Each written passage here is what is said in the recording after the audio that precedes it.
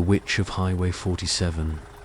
I drove trucks for nearly 30 years, mostly across the Midwest. People think the worst part of the job is the hours or the isolation. They are wrong. The worst part is what you see when no one else is around. This happened in 2004. I had been running a route from Oklahoma City up through Missouri, delivering agricultural supplies. My schedule had me driving late most nights, but I didn't mind. Less traffic. Just me, the engine, and the road. Highway 47 in Missouri isn't a major route. It winds through a lot of rural country. Farms, old barns, patches of forest. Not a lot of lights. Not a lot of anything. It was around 2:15 in the morning when I hit a curve just outside of a town called Warrenton. I remember the time because the song on the radio cut off with static right then, like a switch flipped. The cab went dead silent. That's when I saw her, a figure standing on the side of the road, just off the shoulder, pale skin, long white hair, a dress that looked like it used to be yellow but was now brown from age and dirt. She wasn't hitchhiking. She wasn't moving. She was just standing there. At first, I thought it might be a mannequin. People pull weird pranks on rural highways sometimes. But as I passed, she turned her head. I caught her face in my headlights. Her eyes were wide, too wide, and her mouth was hanging open like it was frozen in mid-scream. But I didn't hear a thing, just the tires on asphalt. I kept driving, didn't slow down, didn't look back. 10 miles later, I pulled into a rest stop. I sat there, engine running, hands still on the wheel, trying to convince myself I was tired, imagining things. A minute passed. Then I saw something in the side mirror. Not clearly, just movement. I got out, walked around the truck. Nothing there. But the air smelled different, like rotting leaves and burnt hair. I slept in the cab that night, with the lights on. Next morning, I checked in with the office, told them I wanted to reroute the next delivery. No more Highway 47. One of the other drivers overheard me and said, "You saw her, didn't you?" I didn't say anything. He told me there's an old story about a woman who died near that curve. Some say she was hit by a truck in the 60s. Others say she was a local who went missing and was never found. But all the stories agree on one thing. She waits for drivers who ride alone. Always alone. And if you stop, if you try to help her, she gets inside.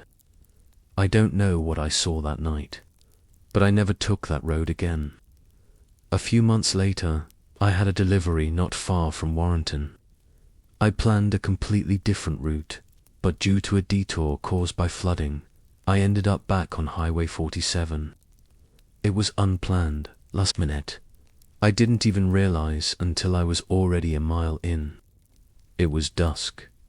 The sun was almost gone. The fields on both sides were dark and low with fog. I told myself I would drive straight through, no stops. But the closer I got to that curve, the more the air in the cab felt heavy. The smell came back. The same rot, the same burnt hair. My throat tightened. And then the lights flickered. The radio hissed. I pressed the gas. I wasn't going to look. Then the horn honked by itself, long, loud. My hands weren't even near it. I looked in the mirror. She was in the back of the cab. Not physically, but her face, reflected somehow, in the sleeper window behind me. Her mouth was moving, no sound. I swerved, nearly went off the road.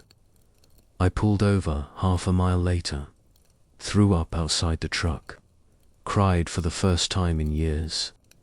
I left that job not long after, switched to short routes. local deliveries, nothing past 50 miles. But I couldn't shake her. I started having dreams, always the same, driving down a dark highway, then headlights die, engine hums, and she's standing in the middle of the road, staring at me through the windshield, silent, still, her mouth always moving, but I never hear anything. One night, I woke up in the middle of one of those dreams, and the house smelled like it did that night on the road. Burnt hair, rotting leaves. The scent faded after a few minutes, but the fear stayed. Last year, I looked it up. That stretch of Highway 47 has had more single-vehicle accidents than any other rural road in Warren County. Some drivers survived, some didn't. One man swore he saw a woman leap out into the road and then vanish. Another said he blacked out and woke up parked neatly on the shoulder with no memory of pulling over. One trucker claimed he stopped to help her, said she looked lost, confused. She never spoke, just climbed up into the cab without asking.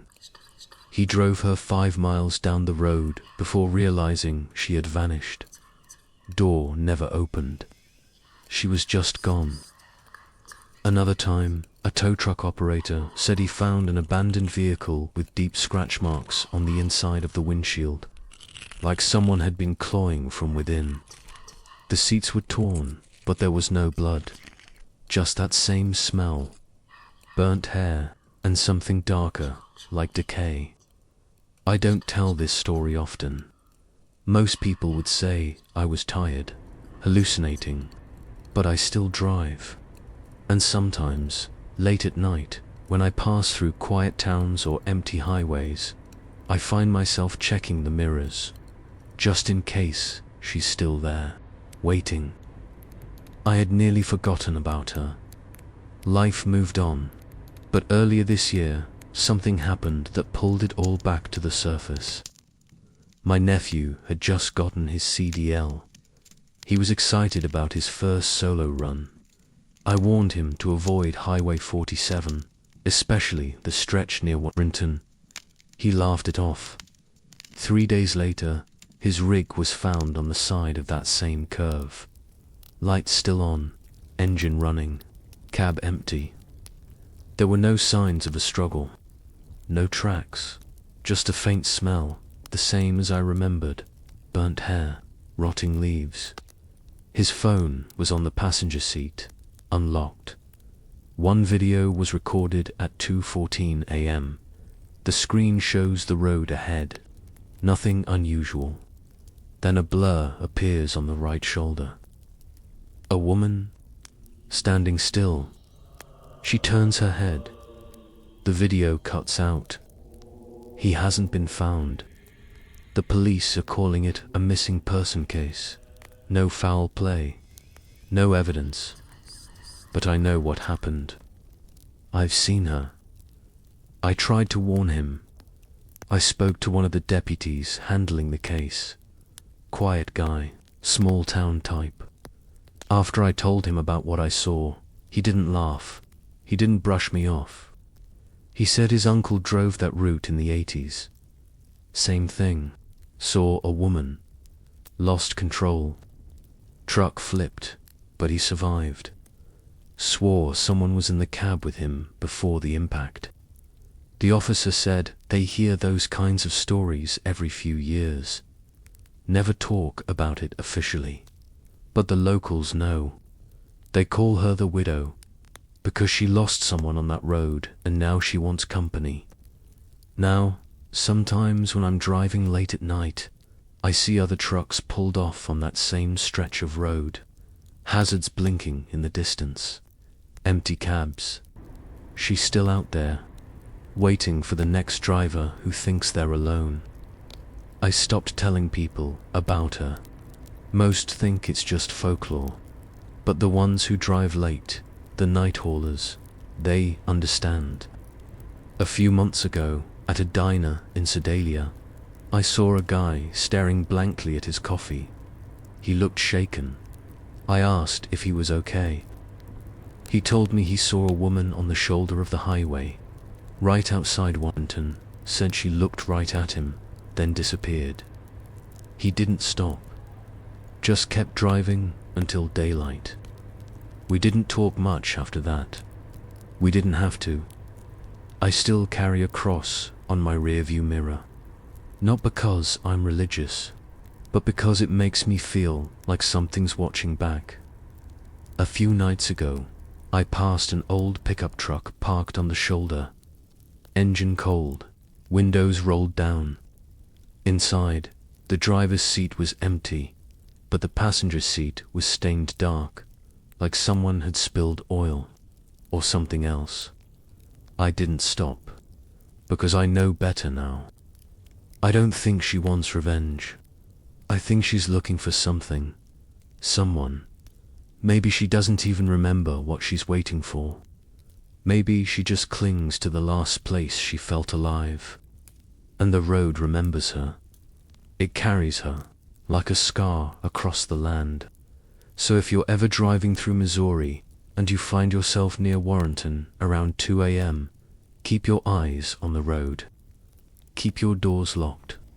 And whatever you do, if you see her on the shoulder, don't stop. Not even for a second. If you made it this far, thank you for riding along. Stories like this one don't always have an ending. Sometimes they just stay with you, waiting. If you enjoyed the tale, give it a like, subscribe to the channel, and turn on notifications so you don't miss the next one. And if you have a story of your own, something you've seen, something you can't explain, send it to the email in the description. Your nightmare might be the next one told here.